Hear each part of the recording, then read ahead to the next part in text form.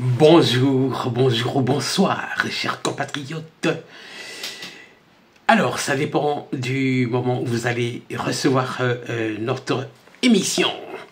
Alors, ce soir, nous allons parler de l'arrestation de Joseph Kabila. Le régime de Félix Tshisekedi est en train de préparer, moyennant la justice, l'arrestation de Joseph Kabila, soit par la justice congolaise en demandant son extradition, ou soit en le livrant à la Cour pénale internationale. Bande Konabiso, ici TV du peuple RD Congo.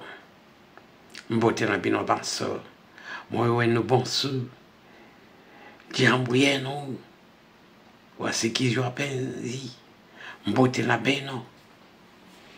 Voilà, chers compatriotes. Eh bien, il y avait un couac. Il y a longtemps que la CPI aurait déjà arrêté ou établi un mandat d'arrêt contre Joseph Kabila. Mais il y avait un couac. Quel est le couac? La RDC était considérée comme un pays collaborant avec la Cour pénale internationale.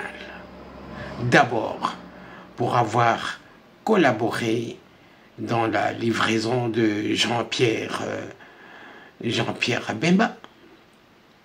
Ensuite, la RDC sous Joseph Kabila a collaboré en livrant Thomas Lubanga et autres. Et voilà pourquoi c'était difficile de mettre un mandat d'arrêt contre un collaborateur, contre un président qui collaborait à chaque fois que la Cour pénale internationale le lui demandait.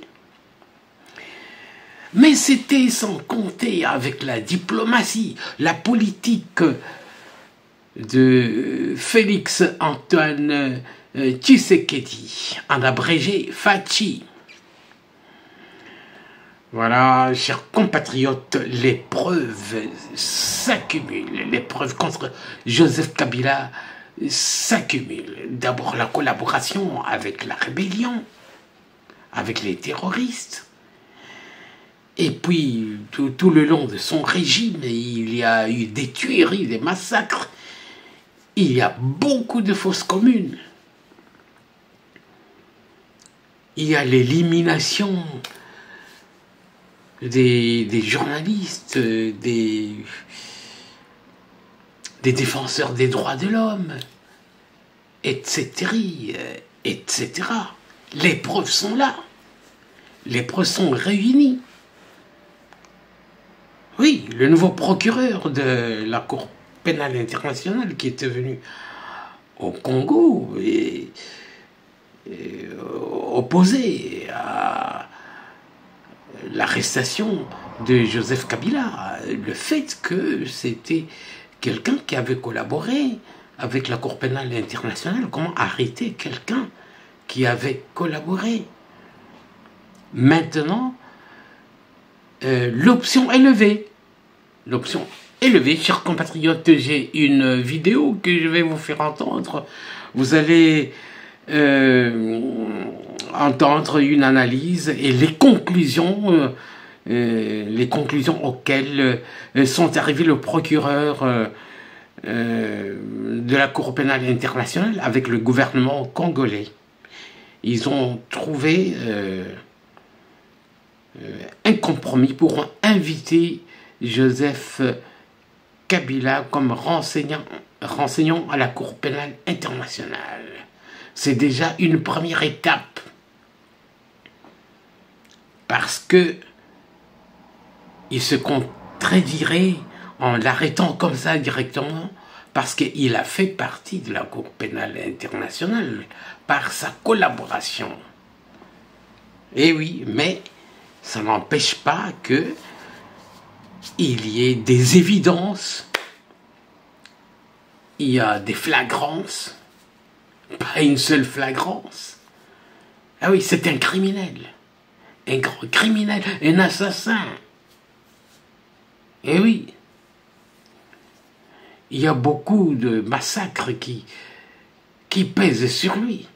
Donc il faut trouver une façon de l'approcher doucement. Voilà, chers compatriotes, l'arrestation de Joseph Kabila est en téléchargement. Suivez. Coup de tonnerre en RDC. La CPI s'apprête-t-elle à frapper un grand coup contre les responsables du chaos à l'Est? Félix Tshisekedi passe à l'offensive et vise un homme clé derrière le M23, Joseph Kabila. Une bataille judiciaire historique est en marche, et les conséquences pourraient encore être assez explosives. Accusations, preuves, enjeux. Voici tout ce que vous devez savoir sur cette affaire brûlante. Depuis son investiture en 2019, Félix Tshisekedi, président de la République démocratique du Congo, RDC, et leader charismatique de l'UDPS, incarne un renouveau éclatant pour le pays, loin des années sombres sous Joseph Kabila. Alors que Kabila a régné de 2001 à 2019 dans une opacité troublante, laissant derrière lui un héritage de répression, de corruption et d'insécurité, Tshisekedi a entrepris de redresser la barre avec une vision audacieuse et des actions concrètes. Aujourd'hui, une nouvelle étape vient conforter son leadership. Kinshasa travaille discrètement mais efficacement à écarter Kabila de l'échiquier politique, une manœuvre qui témoigne de la détermination de Tshisekedi à libérer la RDC des chaînes du passé. Les avancées majeures de Tshisekedi face à l'héritage Kabila. Sous Tshisekedi, la RDC connaît des progrès tangibles. La gratuité de l'enseignement primaire, instaurée dès 2019, a permis à plus de 4 millions d'enfants de retourner à l'école, une révolution que Kabila, malgré 18 ans au pouvoir, n'a jamais jugée prioritaire, préférant maintenir le peuple dans l'ignorance pour mieux le contrôler. La gratuité des soins de maternité, autre mesure phare de Tshisekedi, sauve des vies là où les hôpitaux, sous Kabila, étaient laissés à l'abandon. Sur le plan sécuritaire, Tshisekedi affronte les défis de l'Est avec courage, via l'état de siège et des partenariats régionaux, tandis que Kabila est largement critiqué pour avoir entretenu le chaos, voire profité des groupes armés pour ses propres intérêts. Économiquement, Tshisekedi renégocie les contrats miniers jadis bradés sous Kabila, redonnant au peuple congolais la maîtrise de ses richesses. Dans une interview à Fox News le 19 mars 2025, il a réaffirmé cette ambition, contrastant avec l'immobilisme de Kabila, qui a laissé la RDC pillée par des puissances étrangères sans bénéfice pour ses citoyens. Mais le coup de maître de Tshisekedi se joue aussi sur le terrain politique et judiciaire, où il œuvre à neutraliser l'influence persistante de son prédécesseur. Kinshasa met Kabila sur la touche, une stratégie payante. Selon des sources diplomatiques et sécuritaires fiables, une commission d'experts, soutenue par la présidence, l'auditorat militaire et les services de renseignement congolais, a minutieusement constitué un dossier à charge contre Joseph Kabila. Ce dossier, remis au bureau du procureur de la Cour pénale internationale, CPI, vise à faire la lumière sur les crimes présumés de l'ère Kabila, répression sanglante des opposants, enrichissement illicite et complicité dans l'instabilité de l'Est. Cette initiative illustre la ténacité de Tshisekedi à débarrasser la RDC de l'ombre encombrante de Kabila, malgré des résistances au sein de la CPI. Des réticences à la CPI, un frein surmonté par Tshisekedi. Le bureau du procureur, sous la direction de Karim Khan, a exprimé des doutes sur la solidité juridique du dossier, arguant que certaines allégations ne répondent pas pleinement aux critères de la Cour. Une ancienne cadre de la CPI a également révélé que l'image de Kabila, forgée par sa coopération passée avec l'institution, notamment le transfert de criminels de guerre congolais comme Thomas Lubanga, complique une action rapide.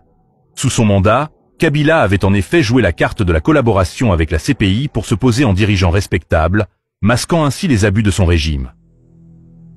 Mais Tshisekedi ne s'est pas laissé décourager. Face aux réticences, Kinshasa a maintenu la pression, rappelant les obligations de coopération entre la RDC et la CPI. Cette fermeté a porté ses fruits. Un compromis a été trouvé. Plutôt qu'une enquête formelle, la CPI adressera à Kabila une invitation à titre d'information, une démarche subtile mais stratégique. Pour Tshisekedi et son camp, c'est une victoire éclatante. Cette invitation offre une tribune parfaite pour lancer une campagne médiatique visant à discréditer Kabila, le marginalisant politiquement et le disqualifiant pour tout retour au pouvoir. Un coup politique brillant, malgré les critiques. Certains y verront une instrumentalisation de la justice internationale, soulignant que la CPI, prise dans des jeux géopolitiques complexes, notamment sous l'influence de l'administration Trump et de ses alliés, doit jongler avec ses priorités. Mais pour les partisans de Tshisekedi, cette affaire prouve sa capacité à transformer les obstacles en opportunités. Là où Kabila utilisait la répression brute pour museler ses adversaires, Tshisekedi mise sur l'intelligence stratégique et la coopération internationale pour asseoir son autorité. Tshisekedi, l'avenir face au passé incarné par Perméable Kabila. En somme, Félix Tshisekedi se distingue comme un président visionnaire, déterminé à construire une RDC forte et souveraine, loin des années de stagnation et de prédation sous Kabila. Cette offensive contre l'ancien régime, combinée à ses réformes sociales et économiques, renforce son statut de leader incontournable. L'invitation de la CPI à Kabila, bien qu'informelle, est un signal clair. L'ère de l'impunité est révolue, et Tshisekedi est prêt à tout pour garantir un avenir meilleur au peuple congolais. Reste à voir comment Kabila réagira, mais une chose est sûre, sous Tshisekedi, Kinshasa reprend les rênes de son destin. Pour neutraliser l'influence de Joseph Kabila et éventuellement l'arrêter, voici une stratégie en plusieurs étapes qui pourrait être envisagée par le camp de Félix Tshisekedi, en s'inspirant des dynamiques politiques et judiciaires actuelles en RDC.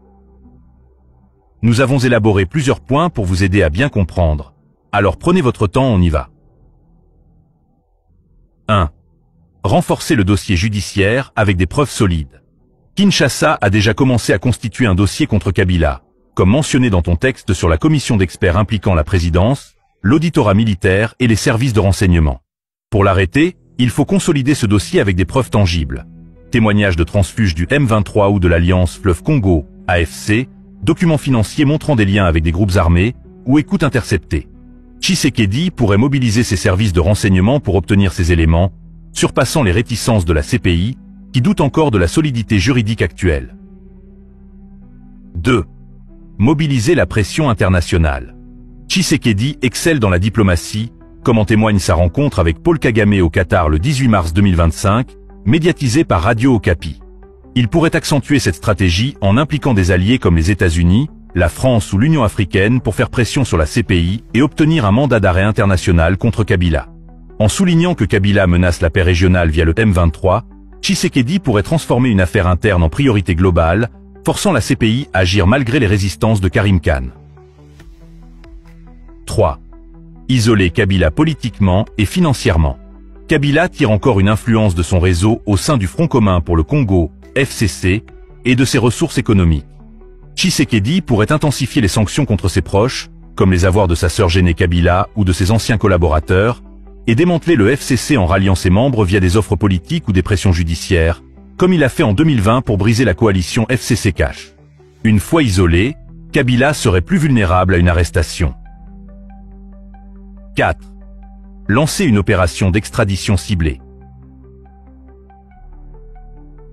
Si Kabila reste hors de la RDC, il aurait fui via la Zambie selon Jean-Pierre Bemba en mars 2025, Tshisekedi pourrait négocier avec les pays hôtes, comme la Namibie ou l'Afrique du Sud, où Kabila a été actif récemment. Une opération discrète, appuyée par des accords bilatéraux, pourrait aboutir à son rapatriement à Kinshasa pour un procès national, évitant les lenteurs de la CPI.